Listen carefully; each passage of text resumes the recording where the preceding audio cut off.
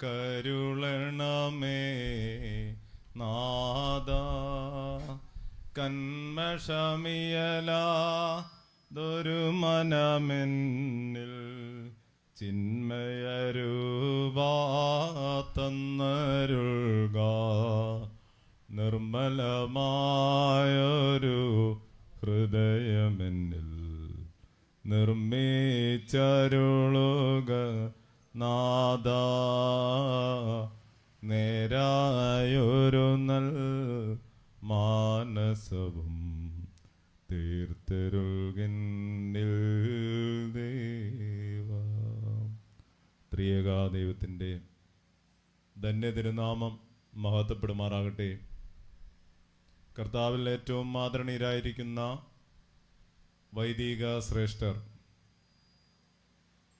ഈ കുരിശിൻ തൊട്ടിയുടെ സമീപത്ത് എന്നെ കേൾക്കുന്ന ഏവരുമേ, പ്രിയ വിശ്വാസികളെ, ഒരിക്കൽ കൂടി പരിശുദ്ധനായ മോർ സ്തേഫാനോസ് സഹദായുടെ ഓർമ്മ പെരുന്നാൾ സമുചിതമായി ആചരിക്കുവാൻ ദൈവം നമ്മൾക്ക് ഭാഗ്യം തന്നിരിക്കുകയാണ്. ആ ശ്രേഷ്ഠതയെ നമ്മൾക്ക് പാടിപ്പുകഴ്ത്താം. പരിശുദ്ധനായ മോർ സ്തേഫാനോസ് സഹദാമരണം പ്രാപിച്ച ഒരു വിശുദ്ധന്റെ പട്ടികയിലേക്ക് കയറിക്കൂടി. പിതാക്കന്മാർ ഇപ്രകാരമാണ് മോർ സ്തേഫാനോസ് സഹദായെ വിശേഷിപ്പിക്കുന്നത്: സഹദേന്മാരിൽ കടിഞ്ഞൂലായ മോർ സ്തേഫാനോസ് സഹദ. ഒരു ശമ്മാസനായിരുന്നു ക്രിസ്തീയ സഭയിൽ. എന്നാൽ ഇത്ര ചെറുപ്രായത്തിൽ തന്നെ ദൈവത്തെക്കുറിച്ച് അറിയുവാനും ദൈവത്തെ സ്നേഹിക്കുവാനും ആ സ്നേഹത്തിൽ ഉറച്ചു നിൽക്കുവാനും ആ തീരുമാനത്തെ ഉറപ്പിക്കുവാനും സാധിച്ചത് വളരെ ആശ്ചര്യമായിട്ട് തോന്നുകയാണ്.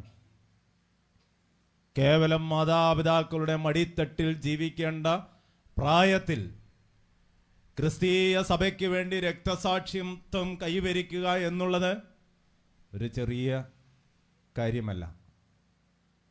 ദേവാലയത്തിൽ പോകുമ്പോൾ ആദ്യ കടിഞ്ഞൂലിനെ അവിടെ അറുക്കണമെന്നൊരു നിയമമുണ്ടായാൽ ഇവിടെ ഇരിക്കുന്ന ഒരു മാതാപിതാക്കളും തങ്ങളുടെ മക്കളെ ദേവാലയത്തിലേക്ക് പറഞ്ഞയക്കുകയില്ല. നലാദിമ കാലഘട്ടത്ത് ഒരു മകൻ ദൈവത്തിന് വേണ്ടി തൻ്റെ ജീവൻ കൊടുക്കാൻ, ബലിയർപ്പിക്കുവാൻ തയ്യാറാകുകയാണ്. എന്തായിരിക്കുമല്ലേ ആ മാതാപിതാക്കൾ ഈ മകനെ പരിശീലിപ്പിച്ച് എടുത്തത്? എത്ര മക്കളെ ഇങ്ങനെ വളർത്തുന്നുണ്ട്, പരിശീലിപ്പിക്കാൻ, സഹിക്കാൻ, ദൈവത്തോട് ചേർന്ന് ജീവിക്കുവാൻ, പരിപൂർണമായി ദൈവത്തിൽ സമർപ്പിക്കുവാൻ ഏത് മാതാപിതാക്കൾ ഇന്ന് മക്കളെ പരിശീലിപ്പിക്കുന്നുണ്ട്? നമ്മൾ പഠിക്കുന്നതും പഠിപ്പിക്കുന്നതുമെല്ലാം നമ്മളുടെ ജീവിത സാഹചര്യങ്ങൾ മെച്ചപ്പെടുത്തുന്നതിന് വേണ്ടിയാണ്. എന്തിനാ മക്കളെ വളർത്തുന്നത്? ഒറ്റപ്പെട്ടു പോകാതിരിക്കാൻ അല്ലേ? ശരിക്കും ഒറ്റപ്പെട്ടില്ലേ? ഈ മക്കളെ വളർത്തിയപ്പോൾ ശരിക്കും ഒറ്റപ്പെട്ടു പോയി അല്ലേ? എന്നാൽ ജീവിത സാഹചര്യങ്ങൾ മെച്ചപ്പെടുത്തുവാൻ വേണ്ടി നാം മക്കളെ വളർത്തി നെഞ്ചോട് ചേർത്ത് പിടിക്കുമ്പോൾ ഈ മക്കൾ അറിയാതെ നമ്മളിൽ നിന്ന് അകലും. എന്നാൽ സ്വന്തം മാതാപിതാക്കൾ ഈ മകനെ ദൈവത്തിന് വേണ്ടി ബലിയർപ്പിക്കാൻ കൊടുത്തപ്പോൾ ഇന്ന് ആ സഹദായുടെ നാമം ഓർക്കുന്നതോടൊപ്പം തന്നെ ആ മാതാപിതാക്കളെയും പശ്ചാത്തലത്തിൽ ഓർക്കാതെ സാധിക്കുകയില്ല. കാരണം ഒരു മകനെ രൂപപ്പെടുത്തി ഒരു മാതാവ് അല്ലെങ്കിൽ ഒരു പിതാവ് ഇങ്ങനെ ഒരു മകനെ രൂപപ്പെടുത്തി എടുത്തില്ലെങ്കിൽ ഒരിക്കലും അവനെ ക്രിസ്തീയ സഭയ്ക്ക് വേണ്ടി ഇങ്ങനെ സഹദാമരണം പ്രാപിക്കുവാൻ സാധ്യമല്ല. അതുകൊണ്ടാണ് ഇന്നത്തെ കാലഘട്ടത്ത് ക്രിസ്തീയ സഭയിൽ സഹിക്കാൻ കഴിയാതെ പലരും രക്ഷപ്പെട്ട് ഓടുന്നത്. കുറെ കാലഘട്ടങ്ങൾക്ക് മുമ്പ് തീവ്രവാദികൾ, ഐസിസ് തീവ്രവാദികൾ പുരോഹിതന്മാരെയൊക്കെ വധിക്കുന്ന ഒരു സമയമുണ്ടായിരുന്നു. നമ്മൾ പത്രദ്വാരയും നവമാധ്യമങ്ങൾ വഴിയും ഒക്കെ കാണുന്നുണ്ട്. എന്നാൽ കുറേ പേര് തങ്ങളുടെ ജീവൻ സുരക്ഷിതമാക്കാൻ വേണ്ടി പല സ്ഥലങ്ങളിലേക്ക് രക്ഷപ്പെട്ടു. എന്നാൽ കുറേ ആളുകൾ ദൈവത്തിന് വേണ്ടി ഓടി രക്ഷപ്പെടാൻ കഴിയാത്ത ജനത്തിൻ്റെ നടുവിൽ നിന്നുകൊണ്ട് അവർക്ക് വേണ്ടി പ്രാർത്ഥിച്ച് തങ്ങളുടെ ജീവനെ ബലി കൊടുക്കുവാൻ തന്നെ തയ്യാറായി. എത്രയെത്ര പുരോഹിതന്മാരുടെ കഴുത്തുകളാണ് മണ്ണിൽ അമർന്നു പോയത്. എത്രയെത്ര പുരോഹിതന്മാരെയാണ് നീചമായി വധിച്ചത്. എന്തിനു വേണ്ടിയാ? അവർ ഈ ജനത്തോട് ചേർന്ന് നിന്നു. ദൈവത്തിന് വേണ്ടി ദൈവത്തെ വിശ്വസിച്ച് ജീവിക്കുന്ന ജനത്തോടൊപ്പം അവർ നിന്നു എന്നുള്ളതിനാലാണ് പരിശുദ്ധനായ സ്തേഫാനോസ് സഹദാ തൻ്റെ ജീവിതത്തിൽ ദൈവത്തെ സ്നേഹിക്കുകയും ദൈവത്തെ കുറിച്ചുള്ള ഓർമ്മകൾ സജീവമാക്കി അത് ഉറപ്പിച്ച് അതിൽ നിലനിന്നു പോന്ന ഒരു പുണ്യവാനായ സഹദായാണ്. അല്പസമയത്തെ ചിന്തയ്ക്കായിട്ട് തെരഞ്ഞെടുത്തിരിക്കുന്ന വേദഭാഗം തോബിതിൻ്റെ പുസ്തകം 1-ാം അധ്യായം അതിൻ്റെ 10-11 വാക്യമാണ്. അതിപ്രകാരമാണ്: ഞാൻ നിനിവയിലേക്ക് തടവുകാരനായി പോയപ്പോൾ എൻ്റെ സഹോദരന്മാരും എൻ്റെ കുടുംബത്തിലുള്ളവരെല്ലാവരും ജാതികളുടെ ഭക്ഷണം കഴിച്ചുകൊണ്ടിരുന്നു. ഞാനോ അത് ഭക്ഷിക്കാതെ എന്നെ തന്നെ സൂക്ഷിച്ചു. തോബിതിൻ്റെ പുസ്തകം 1-ാം അധ്യായം അത് തുടങ്ങുന്നത് തന്നെ തോബിത് ആരാണ് എന്ന് ആമുഖം പറഞ്ഞുകൊണ്ടാണ്. നഫ്താലി ഗോത്രത്തിൽ ഹനനിയേലിൻ്റെ സന്തതി പരമ്പരയിൽപ്പെട്ട ഒരുവൻ. യെരുശലേമിൽ ജീവിച്ചിരുന്ന കാലഘട്ടത്ത് തന്നെ അവൻ്റെ കൂടെ ഉണ്ടായിരുന്ന പലരും ദൈവത്തിൽ നിന്ന് അകന്ന് ജീവിച്ചു. എന്നാൽ തോബിതിൻ്റെ ആയുഷ്കാലം ഒക്കെയും സത്യത്തിൻ്റെയും നീതിയുടെയും മാർഗത്തിലാണ് ജീവിച്ചിരുന്നത്. അതുകൂടാതെ തന്നെ തോബിത് അസീറിയയിലേക്കും നിനിവയിലേക്കും നാട് കടത്തപ്പെട്ട സമയത്ത് കൂടെ ഉണ്ടായിരുന്ന പലർക്കും നന്മകൾ ചെയ്തിരുന്നു. ദൈവിക മർമ്മങ്ങൾ, ദൈവിക നിയമങ്ങൾ കൃത്യമായി പാലിച്ചുകൊണ്ട് അദ്ദേഹം ജീവിച്ചിരുന്നു. അതിൻ്റെ ഒടുവിലായിട്ട് ഇവരെയൊക്കെ പിടിച്ച് നിനിവയിലേക്ക് നാട് കടത്തിയപ്പോൾ ആ രാജ്യത്തിൻ്റെ നിയമത്തിൽ ജീവിക്കുവാൻ, അവിടുത്തെ ഭക്ഷണം കഴിക്കുവാനൊക്കെ അവർക്ക് സാധ്യമായിരുന്നു. കൂടെയുണ്ടായിരുന്ന പലരും വിജാതീയരുടെ ഭക്ഷണം കഴിച്ചു. എന്നാൽ തോബിത് അത് ഭക്ഷിക്കാതെ അവനെ തന്നെ സൂക്ഷിച്ചു. അടിവരയിട്ട് പറയുകയാണ്, ജാതികളുടെ ഭക്ഷണം കഴിക്കാതെ തോബിത് അവനെ തന്നെ സൂക്ഷിച്ചു. ആരാണ് വിശുദ്ധൻ? തന്നെ തന്നെ ദൈവിക നിയമങ്ങൾ അനുസരിച്ച് സൂക്ഷിക്കുവാൻ കഴിവുള്ളവനാണ്. നിയമങ്ങൾ സ്വാതന്ത്ര്യം നൽകുന്നില്ല എന്നാണ് നമ്മളുടെ ഒരു തെറ്റായ ധാരണ, അല്ലേ? വണ്ടി വഴിയിലൂടെ ഓടിക്കണമെങ്കിൽ ചില നിയമങ്ങൾ പാലിക്കണം. ഈ നിയമങ്ങൾ പാലിക്കാതെ നമ്മൾ വണ്ടി ഓടിച്ചാൽ പിറ്റേ ദിവസം പോസ്റ്റേലിരിക്കും നമ്മുടെ പടം. എന്ന് പറഞ്ഞാൽ നിയമം ചില സ്വാതന്ത്ര്യം നമ്മൾക്ക് നൽകുന്നു. ഒരു ക്രിസ്ത്യാനിയെ സംബന്ധിച്ചിടത്തോളം സുവിശേഷമാകുന്ന 4 വരകളിലുള്ള അവൻ്റെ ജീവിതമാണ് അവൻ്റെ സ്വാതന്ത്ര്യം. മലങ്കര ഓർത്തഡോക്സ് സുറിയാനി സഭയെ സംബന്ധിച്ചിടത്തോളം 1934 ഭരണഘടനയെക്കുറിച്ചൊക്കെ പലരൊക്കെ പലതരത്തിലും സംസാരിക്കാറുണ്ട്. എന്നാൽ സഭാമക്കളുടെ സ്വാതന്ത്ര്യം എന്ന് പറയുന്നത് ഈ 1934 ഭരണഘടനയാണ്. ലൈവ് പോയിക്കൊണ്ടിരിക്കുകയാണ്. ഞാനിത് പറയുമ്പോൾ ഇതിൻ്റെ കീഴേ വന്ന് കുറേ പേര് കമൻ്റ് ഇടാനുണ്ടാവും. അറിഞ്ഞുകൊണ്ട് തന്നെ പറയുകയാണ്, മലങ്കര ഓർത്തഡോക്സ് സുറിയാനി സഭയുടെ സ്വാതന്ത്ര്യം എന്ന് പറയുന്നത് 1934 ഭരണഘടനയാണ്. കുടുംബത്തിൽ ചില അലിഖിത നിയമങ്ങളുണ്ട്, ഇല്ലേ? മക്കള് അപ്പനെ അമ്മയും തല്ലാൻ പാടില്ല, അവരെ കൊല്ലാൻ പാടില്ല. ഇതൊക്കെ ആ കുടുംബത്തിലെ ചില നിയമങ്ങളാണ്. എന്നാൽ ഒരപ്പനെ കൊന്നാൽ എന്ത് സംഭവിക്കും? ആരും അവനെ പുറത്താക്കണ്ട. അവൻ ആ ഭവനത്തിൽ നിന്ന് പുറന്തള്ളപ്പെടും. എന്നാൽ ഈ നിയമത്തിന്റെ ഉള്ളിൽ അവനെ തന്നെ സൂക്ഷിക്കാൻ കഴിയുന്ന ഒരുവനെ വിശുദ്ധൻ എന്ന് വിളിക്കും. ദൈവത്തിന്റെ എല്ലാ കാര്യങ്ങളും മനസ്സിലാക്കി ആ ദൈവിക സ്നേഹത്തെ മുറുകെ പിടിച്ച് നടന്ന് ലോകത്തിന്റെ മുന്നിൽ രക്തസാക്ഷിയായ ഒരുവനെ ധൈര്യത്തോടുകൂടി വിശുദ്ധൻ എന്ന് വിളിക്കാം. പരിശുദ്ധനായ സ്തേഫാനോ സഹതായ ഒരു സുനോദോസും വിശുദ്ധനായിട്ട് പ്രഖ്യാപിച്ച് കാണാൻ സാധ്യതയില്ല. പക്ഷെ അദ്ദേഹം എങ്ങനെ വിശുദ്ധനായി? ദൈവിക നിയമങ്ങളെ നെഞ്ചോട് ചേർത്ത് വെച്ച് ദൈവിക മർമ്മങ്ങളെ മനസ്സിലാക്കി. ഒരു മർമ്മം മനസ്സിലാക്കാനും ചില നിയമങ്ങൾ അത്യാവശ്യമാണ്. അതുകൊണ്ട് അദ്ദേഹത്തിൻ്റെ ജീവിതം, അദ്ദേഹത്തിൻ്റെ കബറിടങ്ങളൊക്കെ, അദ്ദേഹത്തിൻ്റെ തിരുശേഷിപ്പുകളൊക്കെ വിശുദ്ധമായിരിക്കുകയാണ്. നമുക്ക് സാധാരണ മരണത്തെ പേടിയുള്ളവരാണ് നമ്മൾ. ഇന്ന് മരിക്കും, ഇനി പള്ളി പെരുന്നാൾ വന്ന് സംബന്ധിച്ചവരെല്ലാം മരിക്കും എന്ന് പറഞ്ഞാൽ അടുത്ത വർഷം ഒരൊറ്റ വരം പെരുന്നാളിന് വരികയില്ല. കാരണം പേടിയാണ്. പണ്ടൊരു അച്ഛൻ രാത്രിയിൽ ഒരു ശബ്ദം സെമിത്തേരിയിൽ കേട്ടു. എഴുന്നേറ്റ് എന്ന് സെമിത്തേരിയിൽ ചെന്നപ്പോൾ ഒരാളിരുന്ന് കല്ലറയിൽ എന്തോ കൊത്തിക്കൊണ്ടിരിക്കുകയാണ്. അപ്പോൾ അച്ഛൻ ചോദിച്ചു, എന്താ ഈ പാതിരാത്രിയിൽ? അതെ, എൻ്റെ പേരിൽ ചെറിയ മിസ്റ്റേക്ക് ഉണ്ട്, അത് ഞാൻ തിരുത്തുകയാണ്, അത് കഴിഞ്ഞ് ഞാൻ ഈ കുഴിയിലേക്ക് മടങ്ങി പൊക്കോളാം എന്ന് പറഞ്ഞു. അന്നേരം അച്ഛൻ്റെ ബോധം പോയി. സാധാരണ മനുഷ്യർ മരിക്കുന്ന ഇടമായ സെമിത്തേരിയിലേക്ക് പോകാൻ നമ്മൾക്ക് ഭയമാണ്. സ്വന്തം പിതാവാണ്, സ്വന്തം മാതാവാണ് ഒരു കല്ലറയിൽ സംസ്കരിക്കപ്പെട്ടിരിക്കുന്നത്. ആ കല്ലറയുടെ അടുത്ത് പോയി കിടന്നുറങ്ങാനുള്ള ധൈര്യം നമ്മൾ ആരെങ്കിലും കാണിക്കുമോ? കാണിക്കില്ല. എന്നാൽ പരിശുദ്ധനായ പരിമല കൊച്ചു തിരുമേനി, പരിശുദ്ധന്മാരുടെ ഖബറിടത്തിലേക്ക് ഈ ഭയമുണ്ടോ നമുക്ക്? ഒരിക്കലും നമുക്ക് ആ ഭയമുണ്ടാകുകയില്ല. അതൊരു വിശുദ്ധ ദേവാലയം പോലെ നമ്മൾ സൂക്ഷിക്കും. ശുദ്ധിമാന്മാരുടെയും ശുദ്ധിമതികളുടെയും ഖബറിടങ്ങൾ വല്ലാത്ത ധൈര്യം നമ്മൾക്ക് നൽകുന്നുണ്ട്, വല്ലാത്തൊരു ഉറപ്പുണ്ട് അല്ലേ?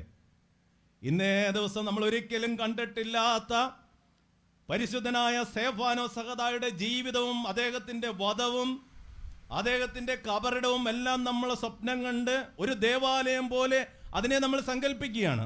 യാഥാർത്ഥ്യമാണ്. ആ യാഥാർത്ഥ്യങ്ങളിലേക്ക് സഞ്ചരിക്കുമ്പോൾ ഒരിക്കലും നമ്മൾക്ക് ഭയം ഉണ്ടാകുകയില്ല. അതിന്റെ കാരണം എന്താണ്? ദൈവിക മർമ്മങ്ങൾ അറിഞ്ഞ് അവനെ തന്നെ സൂക്ഷിച്ചു. ദൈവത്തിൻ്റെ ന്യായപ്രമാണങ്ങൾ, കൽപ്പനകൾ എല്ലാം പാലിച്ചു. ആരെല്ലാം വന്ന്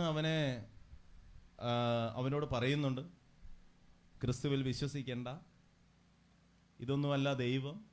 അങ്ങനെ ഒത്തിരി അവനെ ദൈവത്തിൽ നിന്ന് അകറ്റാൻ അനേകം കാര്യങ്ങൾ പറയുന്നുണ്ട്. നമ്മുടെ വിശ്വാസം വളരെയധികം വ്യതിചലിക്കുന്നതാണ്. ഇന്ന് ഈ പ്രസംഗം കേട്ട് ഇന്ന് രാത്രിയിൽ നിങ്ങൾ നിങ്ങളുടെ സ്വന്തം ഭവനത്തിലേക്ക് മടങ്ങിപ്പോകുമ്പോൾ നിങ്ങളോട് ആരെങ്കിലും ചോദിക്കണം, ദൈവമുണ്ടോ എന്ന് ചോദിച്ചാൽ സംശയമായി. ചില യുക്തിപൂർവമായ വിശദീകരണങ്ങൾ ലഭിച്ചാൽ നമുക്ക് വീണ്ടും സംശയമായി. അല്ലയോ സഹോദരങ്ങളെ, ദൈവമുണ്ട് എന്നുള്ളതിൻ്റെ പ്രധാനപ്പെട്ട തെളിവാണ് നമ്മൾ ജീവിച്ചിരിക്കുന്നു എന്നുള്ളത് അല്ലേ? ദൈവമുണ്ട്. ദൈവിക മർമ്മങ്ങളെ മനസ്സിലാക്കി ജീവിക്കാൻ കഴിയുന്നവൻ, അതിൽ ഉറച്ചു നിൽക്കുന്നവൻ, അത് നിലനിർത്താൻ സാധിക്കുന്നവൻ, അവനെ തന്നെ സൂക്ഷിക്കുന്നവൻ, അവൻ വിശുദ്ധനാണ്. അതുകൊണ്ട് ലോകമൊക്കെയിലുമുള്ള ക്രിസ്തീയ സഭ ഈ വിശുദ്ധന്റെ പെരുന്നാളിങ്ങനെ ആഘോഷിക്കുകയാണ്. വിശുദ്ധമായ ഇടത്തിലേക്ക് ജനത്തിന്റെ മനസ്സ് പ്രയാണം ചെയ്യാൻ, തീർത്ഥാടനം ചെയ്യുവാൻ. നമ്മൾക്ക് പരിചയമുള്ള ചില കബറിടങ്ങളിലേക്ക് നമ്മൾ തീർത്ഥാടനം ചെയ്യാറുണ്ട്. ഉദാഹരണത്തിന് പരിശുദ്ധനായ പരിമല കൊച്ചു തിരുമേനിയുടെ കബറിടത്തിലേക്ക് നമ്മൾ തീർത്ഥാടനം ചെയ്യും. പരിശുദ്ധനായ സ്തേഫാനോ സഹതായെ അവിടെ സംസ്കരിച്ചു എന്നുള്ളതിനെക്കുറിച്ച് നമ്മൾക്ക് വലിയ അറിവൊന്നുമില്ല. എങ്കിലും നമ്മുടെ മനസ്സ് വെമ്പൽ കൊള്ളുന്നുണ്ട് ആ ഒരു ഇടത്തിലേക്ക് സഞ്ചരിക്കാൻ. അതുകൊണ്ട് ഉൽപ്പത്തി പുസ്തകം 4-ാം അധ്യായത്തിൽ കൃത്യമായി പറയുകയാണ്, 2 സഹോദരങ്ങൾ ബലിയർപ്പിക്കുവാനായിട്ട് പോവുകയാണ്. അതിലൊരുവന്റെ ബലി ദൈവം സ്വീകരിക്കുന്നു, അപരന്റെ ബലിയോ ദൈവം സ്വീകരിക്കുന്നില്ല. സ്വീകരിക്കാത്തതിന് കാരണമുണ്ട്, അവൻ അവനെ തന്നെ സൂക്ഷിച്ചില്ല എന്നുള്ളതാണ്. സഹോദരന്മാരുടെ ഓർമ്മ ദിവസം പഴയ നിയമത്തിൽ വായിക്കുന്നതും ആ വേദഭാഗം തന്നെയാണ്. പാപം വാതിൽക്കൽ കിടക്കുന്നു, അതിൻ്റെ ആഗ്രഹം നിങ്കിലേക്കാണ്, നീയോ അതിനെ കീഴടക്കണം. പാപം വാതിൽക്കൽ കിടക്കുന്നു, അതിൻ്റെ ആഗ്രഹം നിങ്കിലേക്കാണ്, നീയോ അതിനെ കീഴടക്കണം. ഒരു വലിയ വെല്ലുവിളിയാണ്. നമ്മളെ തന്നെ സൂക്ഷിക്കാനായിട്ടുള്ള ഒരു വലിയ ആഹ്വാനമാണ് അവിടെ നടക്കുന്നത്. രണ്ടുപേരും ബലിയർപ്പിക്കുന്നു, ഒരുവന്റെ ബലി സ്വീകരിക്കുന്നു, മറ്റവന്റെ ബലിയിൽ ദൈവം പ്രീതിതനാകുന്നില്ല. അതിന് കുശുമ്പ് എടുത്തിട്ട് വല്ല കാര്യമുണ്ടോ? അസൂയപ്പെട്ടിട്ട് കാര്യമുണ്ടോ? കഴിവുള്ളവൻ അവൻ ഇങ്ങനെ വളർന്നുകൊണ്ടേയിരിക്കും. എങ്ങനെയാ കഴിവുണ്ടാകുന്നത്? അധ്വാനിച്ച് അധ്വാനിച്ച് കഴിവുണ്ടാക്കി എടുക്കുന്നതാണ്. നമ്മൾക്ക് അധ്വാനിക്കാൻ താല്പര്യമില്ല. ജന്മന ഒരുത്തൻ പാട്ടുകാരനാകുന്നതുണ്ട്, അധ്വാനിച്ച് പാട്ടുകാരനും ആകുന്നതുണ്ട്. അധ്വാനിച്ചാൽ ഏതിനെയും വശത്തിലാക്കാൻ സാധിക്കും. അങ്ങനെ നോമ്പിന്റെ ഉപവാസത്തിന്റെ പന്താവിൽ നിന്നുകൊണ്ട് അധ്വാനിച്ച് അധ്വാനിച്ച് വിവിധങ്ങളായ കഴിവുകളിൽ കൂടി നമ്മൾ വളർന്ന് ഒരു ലക്ഷ്യം കൈവരിക്കുമ്പോൾ മറ്റവൻ അസൂയപ്പെട്ടിട്ട് വല്ല കാര്യമുണ്ടോ? അതുകൊണ്ട് ദൈവം അവനോട് പറയുകയാണ്, നീ നിന്നെ തന്നെ സൂക്ഷിക്കണം. പാപം വാതിൽക്കൽ കിടക്കുന്നു, അതിൻ്റെ ആഗ്രഹം നിങ്കിലേക്കാണ്, നീയോ അതിനെ കീഴടക്കണം. കീഴടക്കിയോ? കീഴടക്കിയില്ല. ലോകത്തോടാണ് ഇത് വിളിച്ചു പറയുന്നത്, കായീനിനോടല്ല വിളിച്ചു പറയുന്നത്. ലോകത്തോട്, വിശ്വാസികളോട് ദൈവം വിളിച്ചു പറയുകയാണ്, നീ അതിനെ കീഴടക്കണം എന്ന്. അതാണ് തോബിത് മറ്റൊരു അർത്ഥതലത്തിൽ ഇവിടെ വിശദീകരിക്കുന്നത്. ഞാനോ അത് ഭക്ഷിക്കാതെ എന്നെ തന്നെ സൂക്ഷിച്ചു എന്ന് പറഞ്ഞാൽ ദൈവത്തിൻ്റെ കൽപ്പനകൾ കൃത്യമായിട്ട് അനുസരിച്ചു എന്നുള്ളതാണ്. കൽപ്പനകൾ അനുസരിക്കുമ്പോൾ അവിടെ സ്നേഹം ഉണ്ടാകും. സ്നേഹമില്ലാത്തവർക്ക് ഈ കൽപ്പനകളൊന്നും അനുസരിക്കാനായിട്ട് സാധിക്കുകയില്ല. ഈ കഴിഞ്ഞ ദിവസം ഒരു പിതാവ് വളരെ സങ്കടപ്പെട്ട് എൻ്റെ അടുത്ത് വന്ന് പറയുകയാണ്, മക്കളെക്കുറിച്ച് ഒത്തിരി ഒത്തിരി സ്വപ്നങ്ങൾ കണ്ടതാണ്. ഏറ്റവും ശ്രേഷ്ഠമായി അവരെ വളർത്തി വലുതാക്കി നല്ല ജോലി ലഭിച്ചു. അവര് പഠിക്കുന്ന സമയത്ത് അവരെ പഠിപ്പിക്കാൻ വേണ്ടി ഇദ്ദേഹം ഓവർ ടൈം ചെയ്യുമായിരുന്നു. 10-18 മണിക്കൂർ അദ്ദേഹം ഓരോ ദിവസവും ജോലി ചെയ്തിട്ടുണ്ട്. പക്ഷെ മറ്റൊരു സാഹചര്യത്തിൽ അവർ ജോലിയിൽ പ്രവേശിച്ചു കഴിഞ്ഞപ്പോൾ അവരുടെ ജീവിത പങ്കാളിയെ തന്നെ തെരഞ്ഞെടുത്തു. കുഴപ്പമൊന്നുമില്ല. പക്ഷെ അപ്പൻ്റെ മനസ്സ് നുറുങ്ങിയാണ്. ആരോടാണ് പറയേണ്ടത്? അല്ലേ? ഞങ്ങളിങ്ങനെ അച്ഛന്മാരുടെ മുന്നിൽ ഒത്തിരി ഒത്തിരി കണ്ണുനീരിങ്ങനെ വീഴുന്നുണ്ട്. പലപ്പോഴും പ്രാർത്ഥിക്കാറുണ്ട്, ഞങ്ങൾ ആ കണ്ണുനീരിൽ വെന്ത് ഉരുകിപ്പോകാതിരിക്കാൻ. എങ്ങനെ ആശ്വസിപ്പിക്കാൻ സാധിക്കുക? ഞാൻ പറഞ്ഞു, മക്കളെ വളർത്താൻ മാത്രമേ അപ്പനും അമ്മയ്ക്കും അവകാശമുള്ളൂ. അവരെക്കുറിച്ച് സ്വപ്നം കാണാൻ ഒരു അപ്പനും അമ്മയ്ക്കും അവകാശമില്ല. ഒരു സ്വപ്നവും അവരെക്കുറിച്ച് നമുക്ക് കാണാനായിട്ട് അവകാശമില്ല.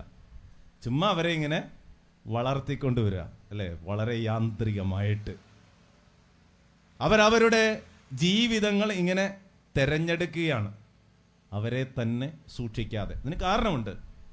എന്തുകൊണ്ടാണ് എന്ന് ചോദിച്ചാൽ, ദൈവത്തെക്കുറിച്ചുള്ള ഓർമ്മകൾ സജീവമല്ല. ദൈവത്തെക്കുറിച്ചുള്ള ഓർമ്മകൾ എപ്പോഴും ഉണ്ടെങ്കിലേ നമുക്കിങ്ങനെ മറ്റു വഴിയിലേക്ക് ചിന്തിക്കാനായിട്ട് സാധിക്കത്തില്ല. ഒരു മകൻ അമ്മയെ തല്ലാൻ സാധിക്കുമോ? ഒരപ്പന് മക്കളെ കൊല്ലാൻ സാധിക്കുമോ? ദൈവത്തെക്കുറിച്ചുള്ള ഓർമ്മയുണ്ടെങ്കിൽ, അല്ലേ? നമ്മൾ പലതും ചെയ്യാനായിട്ട് തയ്യാറാകുമ്പോൾ നമ്മുടെ കൈ അറിയാതെ പുറകോട്ട് പോകുന്നത് എന്തുകൊണ്ടാണ്? ദൈവത്തെക്കുറിച്ചുള്ള ഓർമ്മകൾ ഉള്ളതുകൊണ്ടാണ്. അപ്പൊ ദൈവത്തെക്കുറിച്ചുള്ള ഓർമ്മകൾ ഇങ്ങനെ നിലനിൽക്കുമ്പോൾ നമ്മൾ നമ്മളെ തന്നെ സൂക്ഷിക്കും. അതുകൊണ്ട് ദൈവം പറയുകയാണ്, നീയോ അതിനെ കീഴടക്കണം. തോബിത് പറയുന്നു, ഞാൻ എന്നെ തന്നെ സൂക്ഷിച്ചു. എന്തിനാ ഇന്ന് ഇവിടെ വന്നിരിക്കുന്നത്? ഈ കുരിശിങ്കൽ, ഈ പ്രാർത്ഥനയിൽ, ഈ മധ്യസ്ഥ പ്രാർത്ഥനയിൽ, ഈ പെരുന്നാളിൽ വന്ന് സംബന്ധിക്കുന്നത് എന്തിനാണ്? ദൈവത്തെക്കുറിച്ചുള്ള ഓർമ്മകൾ സജീവമാക്കിയ ഒരു പുണ്യ പുരുഷനെ സ്മരിക്കാനാണെങ്കിൽ നാം നമ്മളെ തന്നെ സൂക്ഷിക്കുകയാണ്. ദൈവത്തോട് നമ്മളുടെ ഹൃദയം ചേർത്ത് വെച്ച് നമ്മളെ തന്നെ സൂക്ഷിക്കുകയാണ്. ആരാകാൻ? ഒരു സഹതായാകാൻ. നാളെ ക്രിസ്തീയ സഭയ്ക്ക് വേണ്ടി പീഡനമേൽക്കേണ്ടി വന്നാൽ ചങ്കും വിരിച്ചു നിൽക്കും, അല്ലേ? ജനത്തെ ഒന്നും ചെയ്യരുത്, ഞങ്ങളെ കൊന്നോളാൻ പറയും, ഞങ്ങളെ ആദ്യം കൊല്ലുക, ഞങ്ങൾ ചങ്കും വിരിച്ചു നിൽക്കും. അപ്പൊ ജനം പറയും, അയ്യോ ഞങ്ങളുടെ അച്ഛന്മാരെ ഒന്നും ചെയ്യരുത്, ഞങ്ങളെ കൊല്ലുക എന്ന് പറയും. മത്സരമാണ്. സഹതാമരണം പ്രാപിക്കുവാൻ മത്സരമാണ്. നാം നമ്മളെ തന്നെ സൂക്ഷിച്ചതുകൊണ്ട്, നാം നമ്മളെ തന്നെ ഏറ്റവും ശ്രേഷ്ഠമായി സൂക്ഷിച്ച് ദൈവസ്നേഹത്തെ വളർത്തിയത് കൊണ്ട് ആരും സഹതാ ആകുവാൻ തയ്യാറാകുകയാണ്. ഇന്ന് ഈ സന്ധ്യയിൽ നമ്മൾ ഒരുക്കപ്പെടുകയാണ്. ഒരു സഹതായുടെ ജീവിതത്തിന് തുല്യമായ ജീവിതം തിരഞ്ഞെടുക്കുകയാണ്. അങ്ങനെയാണ് നമ്മൾ പെരുന്നാളിൻ്റെ ആ പരിപൂർണതയിലേക്ക് നടന്ന് കയറുന്നത്. ഏറ്റവും ശ്രേഷ്ഠമായി തീരട്ടെ. തോബിതിൻ്റെ പ്രാർത്ഥന പോലെ നമുക്കും പ്രാർത്ഥിക്കുവാൻ ഇടവരട്ടെ. ഞാനോ അത് ഭക്ഷിക്കാതെ അനേകം കാര്യങ്ങൾ ഈ ലോകത്തിൻ്റെ ഗതിവിഗതികളിൽ നമ്മൾ ഉഴലുമ്പോൾ ഉണ്ടാകുന്നുണ്ട്. എന്നാൽ അതൊന്നും ഭക്ഷിക്കാതെ, അതൊന്നും നമ്മുടെ മനസ്സിൽ കയറ്റാതെ, നമ്മുടെ കാഴ്ചകളിൽ അത് പതിപ്പിക്കാതെ, കേൾവിയിൽ അത് സൂക്ഷിച്ചു വെക്കാതെ നാം നമ്മളെ തന്നെ സൂക്ഷിക്കുകയാണ്. എന്തിനാണ്? ഒരു വിശുദ്ധനാകാൻ, ഒരു ശുദ്ധിമതിയാകാൻ. ഏറ്റവും ശ്രേഷ്ഠമായി ഈ പെരുന്നാൾ ആചരിക്കുവാൻ തക്കവണ്ണം ദൈവം നമ്മളെ ഒരുക്കട്ടെ, സജ്ജീകരിക്കട്ടെ. രാജാവിൻ്റെ ഭോജനം കൊണ്ടും അവൻ കുടിക്കുന്ന വീഞ്ഞുകൊണ്ടും തന്നെത്താൻ അശുദ്ധനാകിയില്ല എന്ന് ദാനിയേൽ ഹൃദയത്തിൽ നിരൂപിച്ച് ഷണ്ണാധിപനോട് അപേക്ഷിക്കുകയും ചെയ്തതുപോലെ തീരുമാനങ്ങൾക്ക് ഉറപ്പുണ്ടായി ദൈവസന്നിധിയിൽ നമ്മളെ തന്നെ നിലനിർത്തുവാൻ, നമ്മളെ തന്നെ സൂക്ഷിക്കുവാൻ ഈ പെരുന്നാൾ അർത്ഥസമ്പൂർണമാകട്ടെ, അതിനിടയാക്കട്ടെ എന്ന് പ്രാർത്ഥിച്ചുകൊണ്ട് ഞാൻ എൻ്റെ വാക്കുകളിൽ നിന്ന് വിരമിക്കുന്നു. ദൈവം തമ്പുരാൻ നിങ്ങളെ എല്ലാവരെയും വാഴ്ത്തി അനുഗ്രഹിക്കുമാറാകട്ടെ.